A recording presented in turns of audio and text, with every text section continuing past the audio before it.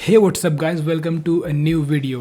तो रिसेंटली मैं कुछ कंप्यूटर पार्ट खरीदने गया था ऑफलाइन मार्केट। तो ऑफलाइन मार्केट में मुझे दिखी वहाँ पे M.2 SATA SSD जो कि आई हुई थी आरवेक्स की तरफ से, जो कि यहाँ पे मैंने खरीद रखी है ऑलरेडी। तो वेल बात करें आरवेक्स की, तो एक आरवेक्स एक लोकल ब्रांड है और मुझे भी आरवेक्स की SSDs को टेस्ट करना था। सो I bought this आरवेक्स AX650 128GB की M.2 SATA SSD। So let's test it out किस टाइप से ये SSD परफॉर्म करती है और देखते हैं कि क्या ये क्रूशियल और सैमसंग जैसी SSDs को बीट कर पाएगी, एक्चुअली क्या इनके सामने स्टैंड भी कर पाएगी। So let's find it out.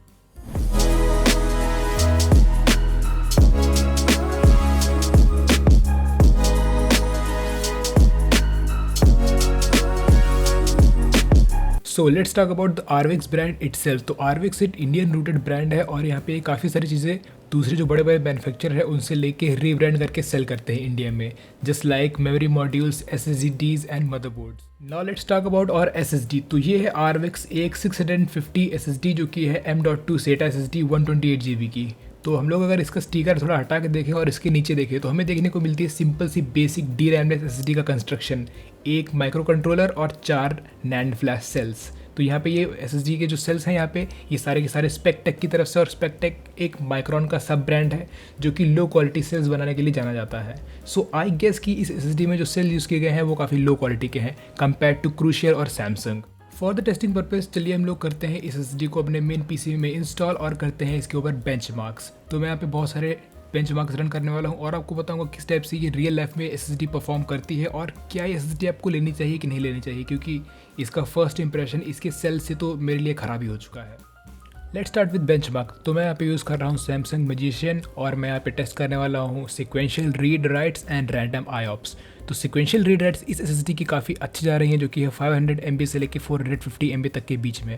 But यहाँ पे रैंडम परफॉर्मेंस देखिए इस SSD की तो काफ़ी कम है, जो कि जा रही है 30,000 से 50,000 IOPS के बीच में, जो कि एक अच्छी खासी branded SSD like Samsung and crucial आराम से इस IOP को हिट कर जाती है और इवन इससे बेटर रिजल्ट पा जाती है, I guess same price to performance ratio में।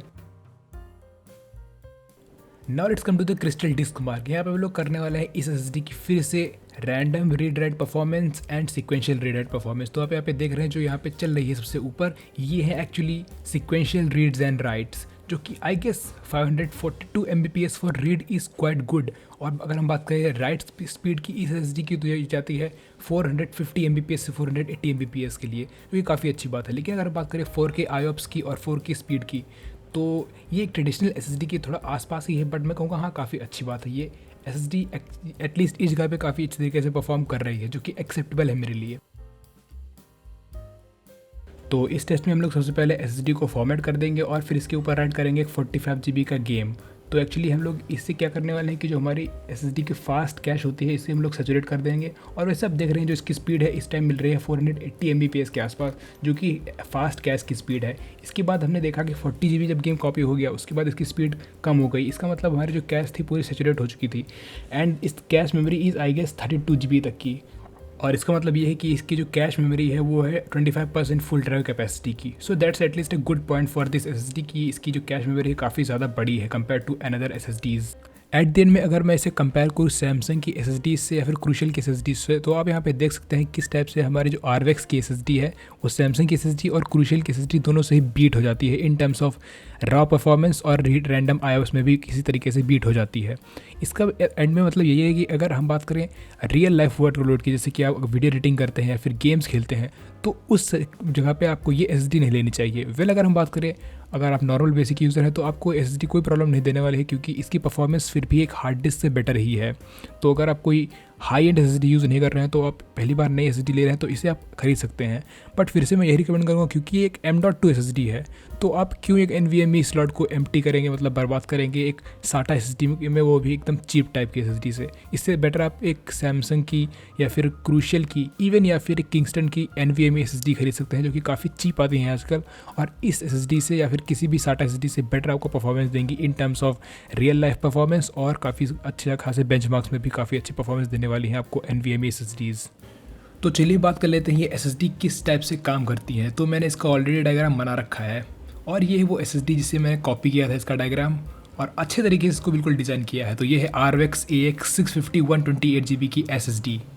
इसमें काफ़ी सारी चिप लगी हुई है, तो चलिए मैं आपको सभी चिप के वर्क बताता हूँ। ये फर्स्ट वाली है TLC NAND फ्लैश, सेकेंड वाली भी TLC NANड फ्लैश, थर्ड वाली भी एंड फोर्थ वाली।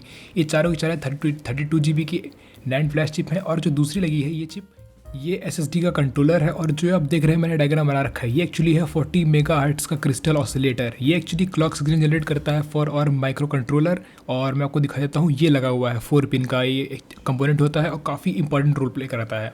और अगर हम बात करें ये सब चिप्स किस टाइप से कनेक्टेड होती हैं, तो ये कनेक्टेड होती हैं ऑन अ फ्लैश बस। तो जैसे हम लोग कोई सिग्नल भेजते हैं, जैसे हमारे साटा की तरफ से कंप्यूटर से कोई सिग्नल आता है कि हमें कोई फाइल कॉपी करनी है, तो एक माइक्रो कंट्रोलर हमारा उस सिग्नल को पिकअप करता है और उसे रीड करता है और चेक करता है कि हमारी फाइल कौन से सेल में स्टोर्ड है।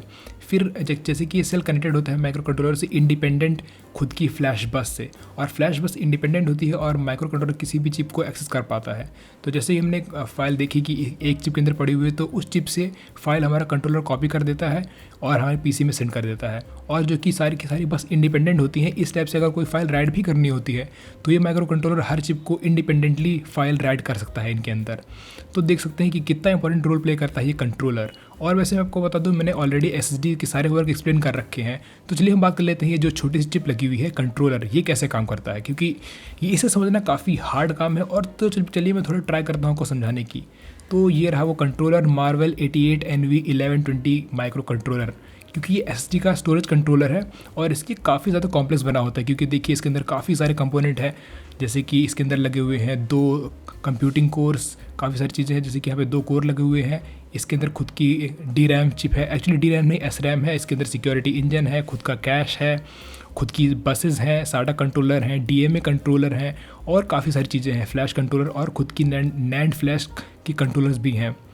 तो आप जिसने एक चीज़ गौर करी होगी, इसके अंदर 2 प्रोसेसिंग कोर हैं, खुद की कैश मेमोरी है और खुद की एक्चुअली रैम भी है। तो actually it's like a processor खुद का। तो चलिए बात कर लेते हैं किस टाइप से काम करता है। जैसे हम लोग साटा पोर्ट से कोई सिग्नल सेंड कर देते हैं कि कोई चीज़ हमें फाइल कॉपी करनी है, तो वो साटा कंट्रोलर उस सिग्नल को हमें एक्चुअली डाटा बस में सेंड कर देता है और डाटा बस में वहाँ से हमारा कोर उस चीज़ को कॉपी करके ITCM instruction tight coupled memory में से सेव कर लेता है। फिर वहाँ पे कोर रीड करता है कि किस टाइप का इंस्ट्रक्शन है, तो जो कोर फ्री होता है उस इंस्ट्रक्शन को पिकअप करता है और चेक करता है। जैसे कोई फाइल कॉपी करनी है, तो हो सकता है कि वो कोई फाइल DTCM में ऑलरेडी स्टोर हो, तो ऐसा होता है तो DTCM से फाइल डायरेक्टली कॉपी हो जाती है हमारे PC के ऊपर। या फिर अगर इसकी जगह DTCM में कोई डेटा मैप है, तो data map directly flash controller के पास जाता है। फिर फ्लैश कंट्रोलर फ्लैश स्विच के अंदर भेजता है और फ्लैश स्विच उस जगह पे सारी NANड की फ्लैश कॉपी करके PC में सेंड कर देती है। अदरवाइज PC का जो इंस्ट्रक्शन होता है, सबसे पहले वो क्या होता है, साटा कंट्रोलर में आता है। साटा कंट्रोलर से उसे कॉपी किया जाता है ITCM में। ITCM से बाद कोर चेक करता है DTCM में डाटा मैप पड़ा हुआ है, अगर नहीं मिलता है तो SRAM बफर में चेक होता है डाटा मैप। अगर उसमें भी नहीं मिलता है तो डाटा मैप जब होता है NANड फ्लैश के फाइल एलोकेशन टेबल में। अदरवाइज अगर SRAM में ऑलरेडी डाटा मैप स्टोर होता है, तो वो डाटा मैप हमारा CPU यूज़ करता है फ्लैश कंट्रोलर को सिग्नल भेजने के लिए। फ्लैश कंट्रोलर फ्लैश स्विच को, और फ्लैश स्विच हमारी NANड फ्लैश से डाटा कॉपी करके वाया बस हमारे साटा कंट्रोलर से PC में सेंड कर देता है वो फाइल। इस टाइप से ये हमारी SRAM बफर काम करती है और ये बस काम करती है। और अगर SSD का फर्मवेयर काफ़ी अच्छा है, तो जो ITCM के अंदर फर्मवेयर स्टोर होगा वो क्या करेगा, चेक करेगा कि हमारी कौन कौन सी फाइल बार बार कॉपी हो रही है NANड फ्लैश के अंदर से। अगर NANड फ्लैश के अंदर से बहुत बार कॉपी कोई फाइल हो रही है, तो क्या करेगा वो फर्मवेयर उसको फाइल को कॉपी करके SRAM के अंदर स्टोर कर देगा। तो SRAM के अंदर जो फाइल स्टोर होगी काफ़ी फास्ट होती है SRAM। तो अगर PC को ज़रूरत पड़ती है उस फाइल को दोबारा कॉपी करने की, तो डायरेक्टली SRAM से वो डाटा कॉपी हो जाता है। और अगर हम बात करें सिक्योरिटी इंजन की, तो ये भी काफ़ी इंपॉर्टेंट हिस्सा होता है हमारी SSD का। तो जैसे कि हम लोग, जो हमारा PC होता है वो होता है SSD का एडमिनिस्ट्रेटर। तो SSD सिर्फ और सिर्फ हमारे एडमिनिस्ट्रेटर की ही कमांड एक्सेप्ट करती है। ऐसा इसलिए होता है कि जैसे फॉर एग्जांपल जो हमारे कोर होते हैं, उन्हें पता होता है कि जो कमांड आ रही है एडमिनिस्ट्रेटर की तरफ से आ रही है। अगर कोई जो दूसरा यूज़र होता है, अगर उसे मतलब वाया इंटरनेट अगर आपकी SSD को एक्सेस करने की कोशिश करे, तो जो सिक्योरिटी इंजन होता है उन कोड्स को समझ लेता है और उस यूज़र को रिजेक्ट कर देता है और उसे फाइल्स मतलब सिक्योरिटी एक्सेस नहीं मिलता है। इस टाइप से जो हमारे इंक्रिप्शन काम करते हैं और हमारे SSD की सिक्योरिटी इंजन काम करता है। सो बेसिकली जो SSD के कंट्रोलर होते हैं सब इस टाइप से ही काम करते हैं। अगर मैं बात करूँ इस एरिया की, तो एक्चुअली ये एरिया क्या करता है, जो ये सिंपल सा एक USB हब टाइप का होता है, बट यहाँ पे ये NANड फ्लैश की जो हब होता है, जो फ्लैश कंट्रोलर से लेन आती है, वो 4 लेन में ये स्प्लिट कर देता है। तो ये स्प्लिटेड जो लेन होती हैं चारों इंडिपेंडेंटली हमारा फिर कंट्रोलर इन्हें एक्सेस कर पाता है वाया दीज बसेस। अगर हम बात करें जो DMA कंट्रोलर की, तो DMA कंट्रोलर क्या होता है, वो बेसिकली बहुत सिंपल सी कमांड ऐसे एक्सेप्ट करता है। फॉर एग्जांपल हमारे PC को कोई सिक्वेंशियल फाइल कॉपी करनी है, तो ये कमांड डायरेक्टली जाती हैं साटा कंट्रोलर में, साटा कंट्रोलर से जाते हुए जाती हैं बस में डीएमए कंट्रोलर के पास जाती हैं। तो डीएमए कंट्रोलर उसे डायरेक्टली सेंड करता है किसके अंदर, फ्लैश कंट्रोलर के अंदर। फ्लैश कंट्रोलर से डायरेक्टली हमारी फाइल्स वाया डेटा बस और साटा कंट्रोलर हमारी फाइल हमें पीसी में मिल जाती हैं। और जो आप देख रहे हैं ये कंट्रोलर में काफ़ी सारे एरिया होते हैं, तो इस टाइप से हमारे सारा कंट्रोलर एसएसडी का काम करता है। तो ये छोटी सी चिप भले ही हो, लेकिन इतना बड़ा रोल प्ले करती है हमारे एसएसडी के परफॉर्मेंस में और उसकी रिलायबिलिटी फैक्टर में कि मैं आपको क्या बताऊँ। तो वेल बेसिकली यही था वीडियो, और इस टाइप से मैंने आपको समझा दिया किस टाइप से हमारे एसएसडी का कंट्रोलर काम करता है। तो एसएसडी के जो कंट्रोलर्स आते हैं काफ़ी अलग अलग टाइप के आते हैं, जैसे NVMe का कंट्रोलर अलग होगा, अगर हम DRAM लेस एसएसडी की बात करें उसका कंट्रोलर अलग होगा, और DRAM कैश वाली एसएसडी का कंट्रोलर अलग होता है। तो उनमें अलग अलग एरियाज होते हैं और अलग तरीके से काम करती हैं।